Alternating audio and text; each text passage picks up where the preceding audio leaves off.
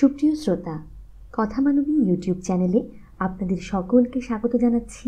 আমি আইরিন অন্না। আপনারা শুনছিলেন হুমায়ুন আহমেদের লেখা মিসির আলি সিরিজ থেকে অন্য ভুবন। আজ চতুর্থ পর্ব। তিন্নির মার পুরনো চিঠিপত্র বা ডায়েরি কিছুই পাওয়া গেল না। বরকত সাহেব বললেন, দেশের মেয়েদের কি আর ডায়েরি লেখার অভ্যাস আছে? এরা ঘরের কাজকর্ম করেই সময় পায় না, ডায়েরি কখন লিখবে? চিঠিপত্র, পুরনো চিঠিপত্র। পুরনো চিঠিপত্র কি কেউ জমা করে রাখে বলুন? চিঠি আসে, আমরা চিঠি পড়ে ফেলে দিই, ব্যাস। তাছাড়া ও চিঠি লিখবে কাকে? বাপ মা মরা মেয়ে ছিল, মামার কাছে মানুষ হয়েছে। বিয়ের পর সেই মামা মারা গেলেন, সে একা হয়ে গেল। চিঠিপত্র লেখার বা যোগাযোগের কেউ ছিল না। আপনার স্ত্রী কি খুব বিষণ্ণ প্রকৃতির ছিলেন? না, মনে হয় হাসি খুশিই তো ছিল। কোনো রকম অসুখ বিসুখ ছিল কি? বলার মতো তেমন কিছু না। সর্দি কাশি এইসবে খুব ভুগত, এটা নিশ্চয়ই তেমন কিছু না। তিন্নি যখন তার পেটে, সে সময় কি তার জার্মান মিজলস হয়েছিল? এটা কেন জিজ্ঞেস করছেন? জার্মান মিজলস একটা ভাইরাস ঘটিত অসুখ। এতে বাচ্চার অনেক ধরনের ক্ষতি হবার কথা বলা হয়। জিনে কিছু ওলটপালট হয়। না, এ ধরনের কোনো অসুখ বিসুখ হয়নি তো। মামস হয়েছিল কি? না, তাও না। মিসির আলি বেশ কিছুক্ষণ চুপ করে থেকে বললেন, সেই সময় তিনি কি কোনো অদ্ভুত স্বপ্ন দেখতেন? বরকত সাহেব ভ্রুকুচকে বললেন, কেন জিজ্ঞেস করছেন? মানসিক অবস্থাটা জানার জন্যে। দেখতেন কি কোনো স্বপ্ন? হ্যাঁ, দেখতেন। কী ধরনের স্বপ্ন আপনার মনে আছে? ঠিক মনে নেই। প্রায় দেখতাম জেগে বসে আছে। কি হয়েছে জিজ্ঞেস করলে বলতো, দুঃস্বপ্ন দেখেছি। কী দুঃস্বপ্ন সেটা জিজ্ঞেস করেননি? জি না, জিজ্ঞেস করিনি। স্বপ্ন ব্যাপারে আমার তেমন উৎসাহ নেই, তবে সে নিজ থেকে কয়েকবার আমাকে বলতে চেষ্টা করেছে। আমি তেমন গুরুত্ব দেইনি। আপনার কি কিছুই মনে নেই? ও বলতো তার দুঃস্বপ্নগুলি সব গাছপালা নিয়ে, এর বেশি আমার কিছু মনে নেই। মিসির আলি বললেন, আমি আজ সন্ধ্যায় ঢাকা যাব। এখানকার কাজ আমার আপাতত শেষ হয়েছে। ঢাকায় আমি কিছু পড়াশোনা করব, খোঁজ খবর করব, তারপর ফিরে আসব। আজই যাবেন? হ্যাঁ, আজই যাব। হাতে সময় বেশি নেই, কিছু একটা করতে হলে দ্রুত করতে হবে। এই কথা কেন বলছেন? ইনস্টিংক্ট থেকে বলছি, আমার মনে হচ্ছে এরকম। আপনি কিন্তু আমার মেয়ের সঙ্গে একবারই কথা বলেছেন। আমি চাচ্ছিলাম আপনি তার সঙ্গে দীর্ঘ আলাপ আলোচনা করবেন। আমি আবার ফিরে আসছি, তখন করব। কবে ফিরবেন? চেষ্টা করব খুব তাড়াতাড়ি ফিরতে। আমার মেয়েটিকে কেমন দেখলেন বলুন? এখনও বলার মতো কিছু পাচ্ছি না। পাবেন কি? পাবো, নিশ্চয়ই পাবো। কেন পাবো না? বরকত সাহেব একটা দীর্ঘ নিঃশ্বাস ফেললেন। মনে হলো তিনি খুব আশাবাদী নন। তিন্নি প্রায় সারাদিনই ছাদে বসেছিল। মিসির আলি তার কাছ থেকে বিদায় নিতে গেলেন বিকেলে। তিন্নি, আমি চলে যাচ্ছি। মেয়েটি বলল, আমি জানি। আমি তোমার ছবিগুলো সঙ্গে করে নিয়ে যাচ্ছি, তাও জানি। কিছুদিনের মধ্যে আমি আবার আসব, তখন দেখবে সব ঝামেলা মিটে গেছে। তিন্নি কিছু বলল না। মিসির আলি বললেন, গাছপালা তুমি খুব ভালোবাসো, তাই না? মাঝে মাঝে বাসি, মাঝে মাঝে বাসি না। তুমি কি ওদের সঙ্গে কথা বলতে পারো? এখানে যেসব গাছপালা আছে তাদের সঙ্গে পারি না। তাহলে কাদের সঙ্গে পারো? মেয়েটি জবাব দিল না, মাথা নিচু করে বসে রইল। মিসির আলি বললেন, তুমি আমার অনেক প্রশ্নের জবাব দাও না। কেন দাও না বলো তো? কোনো বাধা আছে কি? তিন্নি সে প্রশ্নের জবাব না দিয়ে ফিসফিস করে বলল, আপনি আমাকে ভালো করে দিন, অসুখ সারিয়ে দিন। মিসির আলির খুবই মন খারাপ হয়ে গেল। বাচ্চা একটি মেয়ে, বাস করছে সম্পূর্ণ ভিন্ন একটি জগতে। সে জগতের সঙ্গে আশেপাশের চেনা জগতের কোনো মিল নেই। মেয়েটি কষ্ট পাচ্ছে। তার কষ্টের ব্যাপারটি কাউকে বলতে পারছে না। সে নিজেও হয়তো জানে না পুরোপুরি। তিন্নি, আমি যাই। মেয়েটি কিছু বলল না। মিসির আলি লক্ষ্য করলেন তিন্নি নিঃশব্দে কাঁদছে।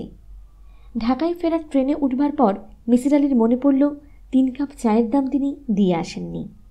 রশিদ নামের বুড়ো মানুষটি আগামীকাল ভোরবেলায় যখন দেখবে কেউ আসছে না, তখন না জানি কি ভাববে। মিসির আলির মন গ্লানিতে ভরে গেল, কিন্তু কিছুই করার নেই। ঢাকা মেইল ছুটে চলেছে। পেছনে পড়ে আছে নদীর ধারে গড়ে ওঠা চমৎকার একটি শহর। ডক্টর জাবেদ আহসান অবাক হয়ে বললেন, আপনি আমার কাছে ঠিক কি জানতে চান বুঝতে পারছি না।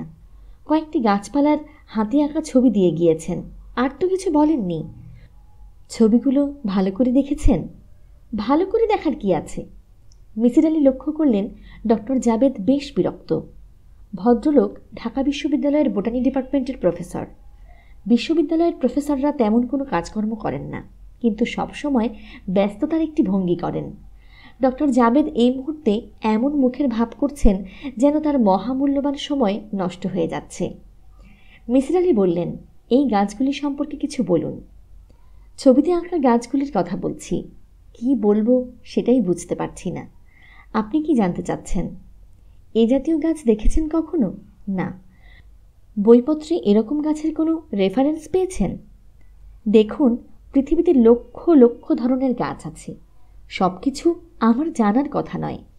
আমার পিএইচডির বিষয় ছিল প্ল্যান্ট ব্রিডিং। সে সম্পর্কে আপনাকে কিছু বলতে পারি। আপনি একটি বাচ্চা মেয়ের আঁকা কতগুলো ছবি নিয়ে এসেছেন। সেই ছবিগুলো দেখেই আমাকে গাছ সম্পর্কে বলতে বলছেন। এ ধরনের ধাঁধার পেছনে সময় নষ্ট করার আমি কোনো অর্থ দেখছি না। মিসির আলী বললেন, আপনি বিরক্ত হচ্ছেন কেন? বিরক্ত হচ্ছি কারণ আপনি আমার সময় নষ্ট করছেন। মিসির আলী বললেন, আপনি বসে বসে টিভি দেখছিলেন, তেমন কিছু তো করছিলেন না, সময় নষ্ট করার কথা উঠছে না। মিসির আলী ভাবলেন এই কথায় ভদ্রলোক ভীষণ রেগে যাবেন, গেট আউট জাতীয় কথাবার্তাও বলে বসতে পারেন। কিন্তু আশ্চর্যের ব্যাপার তেমন কিছু হলো না। ডক্টর জাবেদকে মনে হলো তিনি খানিকটা অপ্রস্তুত হয়েছেন। অপ্রস্তুত মানুষেরা যেমন খুব অদ্ভুত ভঙ্গিতে কাশতে থাকে, ভদ্রলোক সেরকম করে কাশছেন। কাশি থামার পর বেশ মোলায়েম স্বরে বললেন, একটা চা দিতে বলি?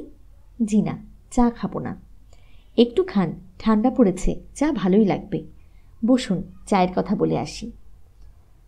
চা এলো। শুধু চা নয়, চায়ের সঙ্গে নানান রকমের খাবার দাবার। বিশ্ববিদ্যালয়ের শিক্ষকদের বাড়ির এই একটি বিশেষত্ব আছে, এরা অতিথিকে চায়ের সঙ্গে নানা রকম খাবার দাবার দেয়, যা দেখে কেউ ধারণাও করতে পারে না এ সম্প্রদায় আর্থিক দিক দিয়ে পঙ্গু। মিসির আলী সাহেব, চা নিন। তিনি চা নিলেন। বলুন, স্পেসিফিক্যালি আপনি কি জানতে চান? পৃথিবীতে ঠিক এই জাতীয় গাছ আছে কি না তা কে বলতে পারবে? অর্থাৎ আমি জানতে চাচ্ছি, গাছপালার ক্যাটালগ জাতীয় কিছু কি আছে, যেখানে সব জাতীয় গাছপালার ছবি আছে, তাদের সম্পর্কে তথ্য লেখা আছে? হ্যাঁ, নিশ্চয়ই আছে। এ দেশে নেই, বোটানিক্যাল সোসাইটিতে আছে। ওদের একটি কাজই হচ্ছে গাছপালার বিভিন্ন স্পেসিসকে সিস্টেমেটিকভাবে ক্যাটালগিং করা। আপনি কি আমাকে কিছু লোকজনের ঠিকানা দিতে পারবেন যারা আমাকে এ ব্যাপারে সাহায্য করতে পারবে? হ্যাঁ পারি। আপনি যাবার সময় আমি ঠিকানা লিখে দেব। আর কি জানতে চান?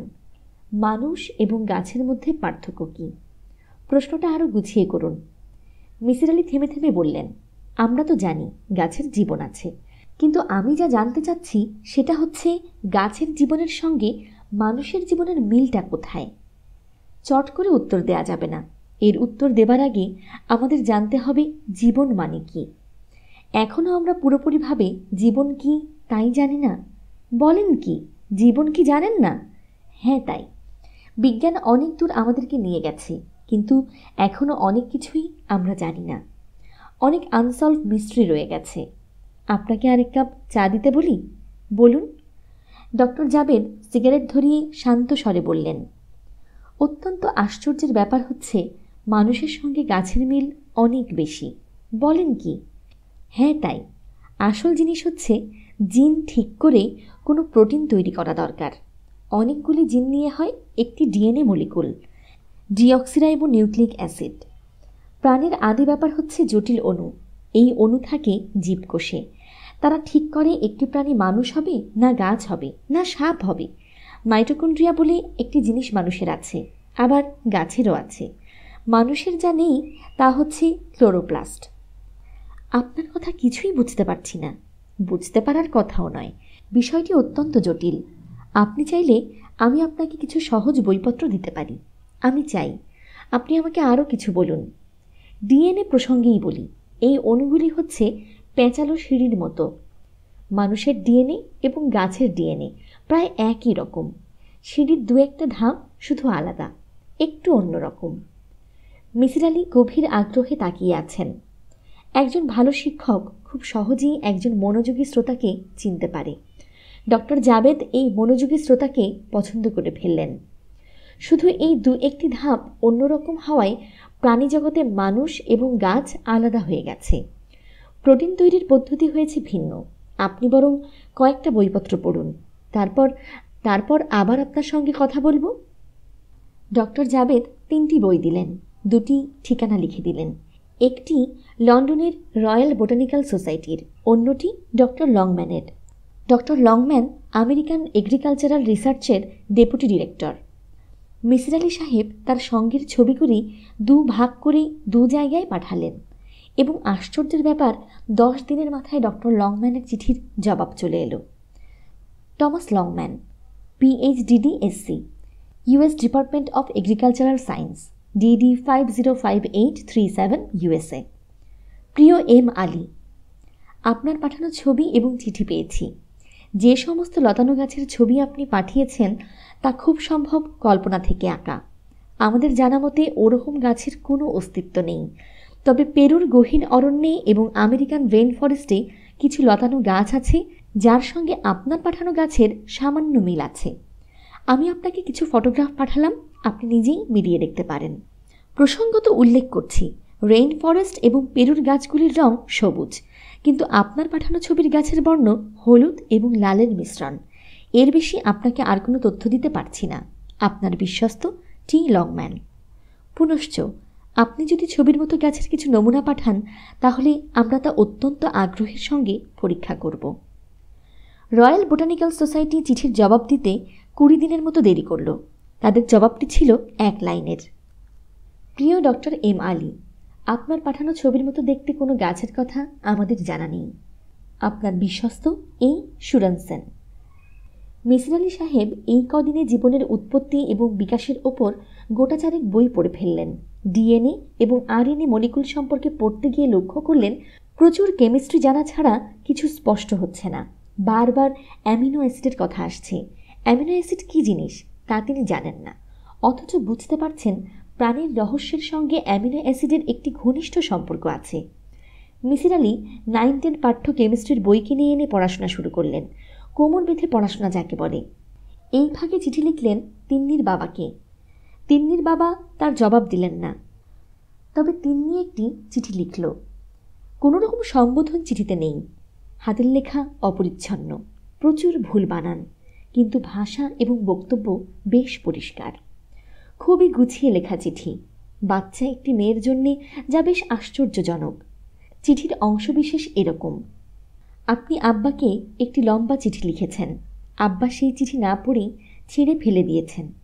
আব্বা এখন আর আপনাকে পছন্দ করছেন না।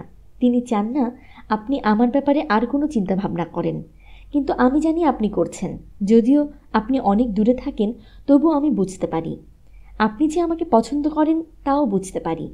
কেউ আমাকে পছন্দ করে না, কিন্তু আপনি করেন। কেন করেন? আমি তো ভালো মেয়ে না। আমি সবাইকে কষ্ট দিই, সবার মাথায় যন্ত্রণা দিই। কাউকেই আমার ভালো লাগে না। আমার শুধু গাছ ভালো লাগে।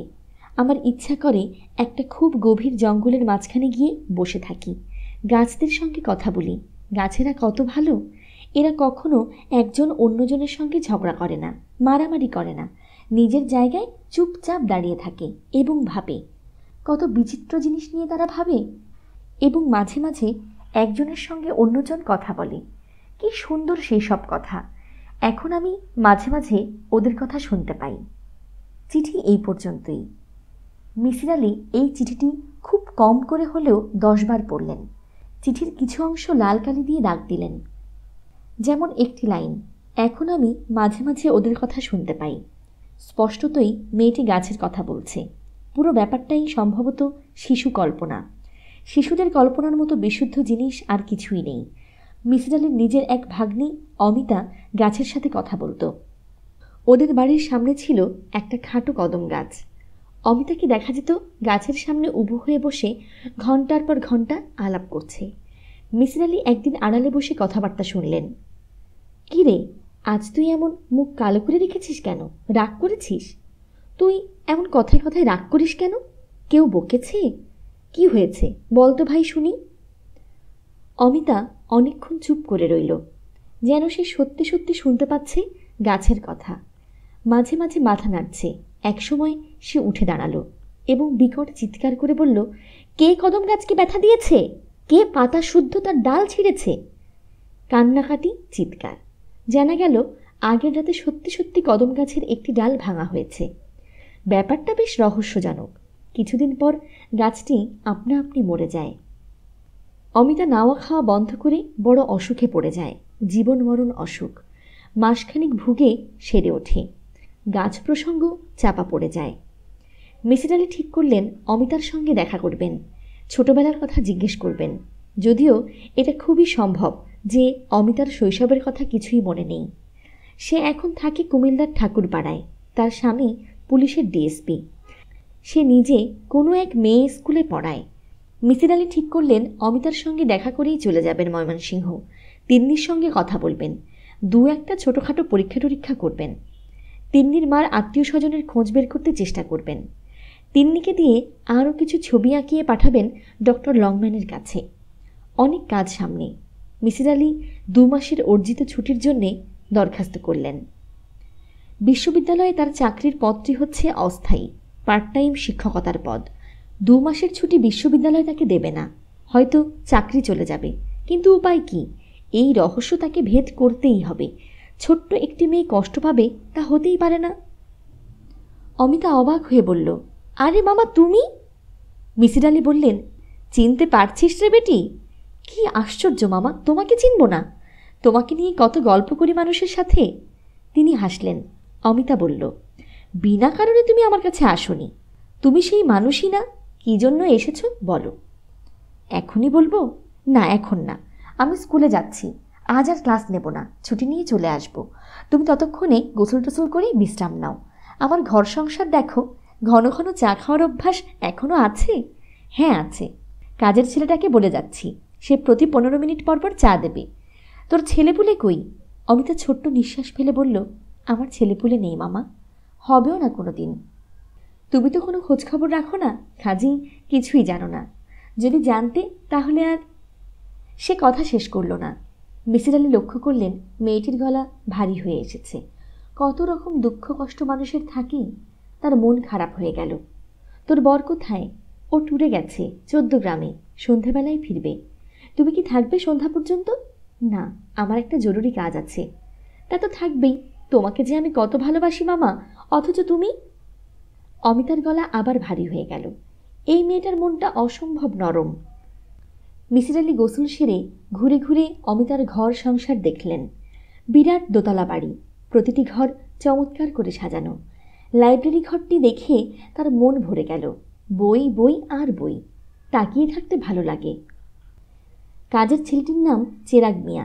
সে সত্যি সত্যি 15 মিনিট পর পর চা নিয়ে আসছে। 2 কাপ চা খেয়ে মিসির আলি ধমক দিলেন, আর লাগবে না। দরকার হলে আমি চাইব। লাভ হলো না। 15 মিনিট পর সে আবার 1 কাপ চা নিয়ে এলো। দুপুরে খেতে বসে অমিতার সঙ্গে তিনি গাছের সঙ্গে কথা বলার প্রসঙ্গটা তুললেন। অমিতা অবাক হয়ে বলল, এইটি জানবার জন্য তুমি এসেছো আমার কাছে? তুমি কি পাগল হয়ে গেলে নাকি মামা? পাগলরাই শুধু এসব তুচ্ছ ব্যাপার নিয়ে ছোটাছুটি করে। পাগল হই আর যাই হই, যা জানতে চাচ্ছি সেটা বল। তুই যে ছোটবেলায় গাছের সঙ্গে কথা বলতি, সেটা মনে আছে? হ্যাঁ আছে। আচ্ছা, গাছ কি তোর সঙ্গে কথা বলতো? অমিতা হাসি মুখে বলল, গাছ আমার সঙ্গে কথা বলবে কি? গাছ আবার কথা বলা শিখল কবে? তার মানে গাছের কোনো কথা তুই শুনতে পেতি না? কিভাবে শুনবো মামা, তুমি শুনতে পাও? এইসব ছোটবেলার খেয়াল, এটা নিয়ে তুমি মাথা ঘামাচ্ছ কেন? এমনি। এমনি এমনি মাথা ঘামাবার মানুষ তুমি না। নিশ্চয়ই কিছু একটা আছে যা তুমি আমাকে বলতে চাচ্ছ না। ও কি মামা, তোমার কি খাওয়া হয়ে গেল? হ্যাঁ। অসম্ভব, 11 পদ রান্না করেছি, তুমি খেয়েছো মাত্র 5 পদ, এখনো 6টা পদ বাকি। মরে যাব অমিতা। মরে যাও আর যাই করো, খেতে হবে। জোর করে আমি মুখে তুলে খাইয়ে দেব। আমাকে তুমি চেনো না মামা। মিসির আলি হাসলেন। অমিতা গম্ভীর মুখে বসে আছে। তার ভাবভঙ্গি দেখে মনে হচ্ছে সে সত্যি সত্যি জোর করে মুখে তুলে দেবে। মিসির আলি মৃদুস্বরে বললেন, গাছ তাহলে তোর সঙ্গে কোনো কথা বলতো না? অমিতা বিরক্ত স্বরে বলল, না। গাছ আমার সঙ্গে কেন কথা বলবে বলো তো? আমি কি গাছ? ভালো করে তাকিয়ে দেখো তো আমার দিকে, আমাকে কি গাছ বলে মনে হয়? মিসির আলি কিছু বললেন না, তাকিয়ে রইলেন মেয়েটির দিকে। তার এই ভাগ্নিটি ভারী সুন্দর, দেবীর মতো মুখ, ঘন কালো তরল চোখ, মুখের ভাবটি বড় স্নিগ্ধ। অমিতা বলল, মামা, তুমি মানুষদের দুঃখ কষ্ট দূর করবার জন্যে ছোটাছুটি করো, অথচ আশেপাশে যারা আছে তাদের কথা কিছুই ভাবো না। ভাবি না কে বলল? না, ভাবো না। ভাবলে এই 6 বছরে একবার হলেও আসতে আমার কাছে। মিসির আলি দেখলেন অমিতার চোখ দিয়ে টপ টপ করে পানি পড়ছে। তিনি একটি দীর্ঘ নিঃশ্বাস ফেললেন। মেয়েগুলি এত নরম স্বভাবের হয় কেন? এই নিয়ে অন্যমনস্কভাবে তিনি খানিকক্ষণ ভাবলেন। একটি মেয়ে ডিএনএ এবং একটি পুরুষের ডিএনএ এর মধ্যে তফাৎ কি তা জানতে ইচ্ছে হলো। পড়াশোনা করতে হবে, প্রচুর পড়াশোনা। জীবন এত ছোট, অথচ কত কি জানার আছে। তিন্নি আজ সারাদিন ছাদে বসে আছে। সে ছাদে গিয়েছে সূর্য ওঠার আগে। এখন প্রায় সন্ধ্যা। কিছুক্ষণের মধ্যেই সূর্য ডুবে যাবে। এই দীর্ঘ সময়ের মধ্যে একবারেও সে নিজের জায়গা থেকে নড়েনি। তার ছোট্ট শরীরটি পাথরের মূর্তির মতো স্থির হয়ে আছে। মাঝে মাঝে বাতাসে তার চুল উঠছে। এ থেকেই মনে হয় এটি পাথরের মূর্তি নয়, জীবন্ত একজন মানুষ। সকালে কাজের মেয়ে নাস্তা নিয়ে ছাদে এসে ক্ষীণ গলায় বলেছিল, আপা, নাস্তা আনছি। তিন্নি কোনো জবাব দেয়নি। কাজের মেয়েটি আধ ঘন্টার মতো অপেক্ষা করল। এর মধ্যে কয়েকবার নাস্তা খাবার কথা বলল। তিন্নির কোনো ভাবান্তর হলো না। দুপুরবেলা বরকত সাহেব নিজেই এলেন। শান্ত গলায় বললেন, খেতে এসো মা। তিন্নি নিশ্চুপ। বরকত সাহেব তার হাত ধরলেন। হাত গরম হয়ে আছে, বেশ গরম, যেন মেয়েটির 103 বা 4 জ্বর উঠেছে। তিনি গাঢ় স্বরে বললেন, তোমার কি শরীরটা খারাপ মা? তিন্নি না সূচক মাথা নাড়ল। এসো, ভাত দেওয়া হয়েছে, দুজনে মিলে খাই। সে আবার না সূচক মাথা নাড়ল, যেন 1000 ভোল্টের ইলেকট্রিসিটি চলে গেল কপালের মাঝখান দিয়ে। তিনি মেয়ের হাত ছেড়ে দিয়ে অনেকক্ষণ হতভম্বের মতো দাঁড়িয়ে রইলেন। তিন্নি খুব সহজ গলায় বলল, বাবা, তুমি চলে যাও। চলে যাব? তুমি আসবে না? না। কিছু খাবে না? খিদে নেই। 1 গ্লাস দুধ খাও, দুধ পাঠিয়ে দেই? না। বরকত সাহেব নিচে গেলেন। এ কি গভীর পরীক্ষায় তিনি পড়লেন। মেয়ের এই বিচিত্র অসুখের সত্যি কি কোনো সমাধান আছে?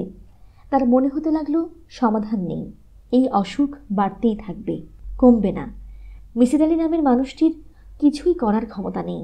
মেয়েটিকে নিয়ে বিদেশ চলে গেলে কেমন হয়? ইউরোপ, আমেরিকার বড় বড় ডাক্তাররা আছে, তারা দিনকে রাত করতে পারেন। এই সামান্য কাজটা পারবেন না? খুব পারবেন। তিনি নিজে দুপুরে কিছু খেতে পারলেন না। মাথায় ভোঁতা যন্ত্রণা হতে লাগলো। বিকেলের দিকে সেই যন্ত্রণা খুব বাড়ল। তিনি কয়েকবার বমি করলেন। অসম্ভব রাগে তার শরীর কাঁপতে লাগলো। কার উপর রাগ? সম্ভবত নিজের ভাগ্যের ওপর। এত খারাপ ভাগ্যও মানুষের হয়? তিন্নি সন্ধ্যা মেলাবার পর নিজের ঘরে ঢুকল। আজ অনেক দিন পর তার আবার ছবি আঁকতে ইচ্ছে করছে। রং তুলি সাজিয়ে সে উবু হয়ে মেঝেতে বসল। তার সামনে বড় একটি কাগজ বিছানো। সে খানিকক্ষণ চুপ করে বসে অতি দ্রুত তুলি বোলাতে শুরু করল। প্রথমে মনে হচ্ছিল কিছু লাইন এলোমেলোভাবে টানা হচ্ছে। এখন আর তা মনে হচ্ছে না। এখন কাগজে লতানো গাছের ছবি স্পষ্ট হয়ে উঠেছে। আকাশে 2টি সূর্য, তার আলো তেরছাভাবে গাছগুলির উপর পড়েছে। তিনি মৃদুস্বরে বলল, তোমরা কেমন আছো? ছবির গাছগুলি যেন উত্তরে কিছু বলল। তিন্নি একটি দীর্ঘ নিঃশ্বাস ফেলে বলল, আমার কিছু ভালো লাগছে না, আমার খুব কষ্ট হচ্ছে, খুব কষ্ট। গাছগুলি যেন তার উত্তরেও কিছু বলল, খুব কঠিন কোনো কথা। কারণ তিন্নিকে দেখা গেল 2 হাতে মুখ থেকে কেঁদে উঠেছে। সেই কান্না দীর্ঘস্থায়ী হলো না। সে ছবিটি কুচি কুচি করে দিয়ে শান্ত হয়ে নিচে নেমে গেল। কারণ সে বুঝতে পারছে তার বাবা ঠিক এই মুহূর্তে তাকে নিয়ে ভাবছেন। সেই ভাবনাগুলি ভালো নয়। তার বাবা সমস্যার কাছ থেকে মুক্তি চান, কিন্তু যে পথ তিনি বেছে নিতে চাচ্ছেন তাতে কোনো লাভ হবে না। বাবা! বরকত সাহেব চমকে ফিরলেন। তার ঘর অন্ধকার। তিনি ইজি চেয়ারে মাথা নিচু করে বসে আছেন। তিনি তার সামনের খাটে পা ঝুলিয়ে বসল। বরকত সাহেব অস্বস্তির সঙ্গে তার মেয়ের দিকে তাকাতে লাগলেন। কিছু বলবে? বলবো, বলো শুনি। চেয়ারে বসো, বসে বলো। তিন্নি খুব নরম গলায় বলল, তুমি আমাকে বাইরে নিয়ে যেতে চাও? বড় ডাক্তার দেখাবো, পৃথিবীর সেরা ডাক্তার। ডাক্তার কিছু করতে পারবে না। কি করে বুঝলে? আমি জানি, আমার কোনো অসুখ করেনি। আমি তোমাদের মতো না, আমি অন্য রকম। সেটা আমি জানি। না, তুমি জানো না, সবটা জানো না। ঠিক আছে, না জানলে জানি না। এত কিছু জানার আমার দরকার নেই। আমার টাকার অভাব নেই। তোমাকে আমি বড় বড় ডাক্তারের কাছে নিয়ে যাব, ইউরোপ, আমেরিকা। আমি এখানেই থাকব, আমি কোথাও যাব না। বরকত সাহেব কড়া চোখে তাকালেন। তার নিঃশ্বাস ভারী হয়ে এলো, কপালে ঘাম জমতে লাগলো। তিন্নি বলল, তোমরা কিছুতেই আমাকে এখান থেকে নিতে পারবে না, তোমাদের সেই শক্তি নেই। বরকত সাহেব কিছু বললেন না। তিন্নি শান্ত সুরে বলল, এই বাড়িটাতে আমি একা থাকতে চাই বাবা। একা থাকতে চাই মানে? আমি একা থাকবো, আর কেউ না। তিন্নি জবাব না দিয়ে উঠে দাঁড়ালো। বরকত সাহেব কড়া গলায় বললেন, পরিষ্কার করে বলো, তুমি কি বলতে চাও? এই বাড়িটাতে আমি একা থাকবো, আর কেউ থাকবে না। কাজের লোক, দারোয়ান, মালি, এদের সবাইকে বিদায় করে দিয়ে তুমিও চলে যাও। তুমিও থাকবে না। আমিও চলে যাব? হ্যাঁ। সুপ্রিয় শ্রোতা, এই ছিল আজকের পর্বটি। পরবর্তী পর্বটি পেতে কথা মানবী ইউটিউব চ্যানেলটি সাবস্ক্রাইব করে পাশে থাকা বেল আইকনটি অন করে নিন। আর আমাদের কাজগুলো যদি আপনাদের ভালো লেগে থাকে তবে লাইক, কমেন্ট এবং শেয়ার করে বন্ধুদের মাঝে ছড়িয়ে দেবার অনুরোধ রাখছি। আপনারা কিন্তু চাইলে আপনাদের পছন্দের উপন্যাসের অনুরোধ জানাতে পারেন। আমাদের কমেন্ট বক্স আপনাদের জন্য সবসময় উন্মুক্ত রয়েছে। সকলে খুব ভালো থাকুন, সুস্থ থাকুন, আনন্দে থাকুন, নিরাপদে থাকুন। নিজের জন্য বাঁচুন, নিজের আপন মানুষদের জন্য বাঁচুন। অনেক অনেক শুভকামনা জানিয়ে আজকের মতো এখানেই বিদায় নিচ্ছি।